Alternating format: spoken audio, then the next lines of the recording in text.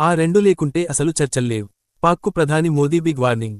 భారత్, పాకిస్తాన్ ఉద్రిక్తతల వేళ ఆపరేషన్ సింధూర్లో భాగంగా పోరాటం చేస్తున్న భారత ఆర్మీ, నేవీ, ఎయిర్ఫోర్స్ దళాలపై ప్రధాని మోదీ ప్రశంసలు గుప్పించారు.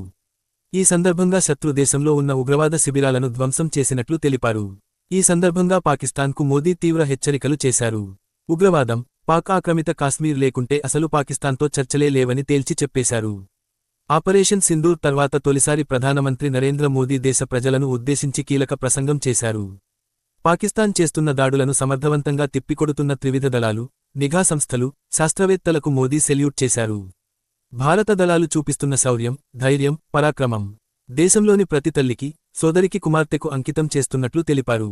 పాకిస్తాన్ గడ్డపై ఉన్న ఉగ్రమూకల స్థావరాలను కూల్చేసినట్లు వెల్లడించారు. ఈ సందర్భంగా పాకిస్తాన్ చేస్తున్న అణ్వాయుధాల బెదిరింపులకు భయపడేది లేదని స్పష్టం చేశారు. ఒకవేళ పాక్ అణ్వాయుధాలు ప్రయోగిస్తే ఆ తర్వాత ఏం చేయాలో భారత్కు తెలుసని పేర్కొన్నారు. భవిష్యత్లో పాకిస్తాన్ ఏం చేస్తుంది అనేదానిపై ఒక కన్నేసి ఉంచినట్లు వెల్లడించారు. ఉగ్రవాదం, చర్చలు. ఉగ్రవాదం, వాణిజ్యం ఎప్పుడూ ఒకే దగ్గర ఉండలేని తేల్చి చెప్పారు.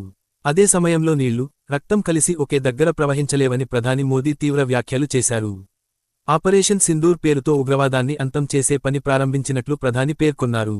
పాకిస్తాన్లోని బహావల్పూర్ అంతర్జాతీయ ఉగ్రవాదానికి యూనివర్సిటీ లాంటిదని, అందుకే అక్కడ ఉగ్రమూకలు లేకుండా ఆ యూనివర్సిటీని ధ్వంసం చేసినట్లు వెల్లడించారు.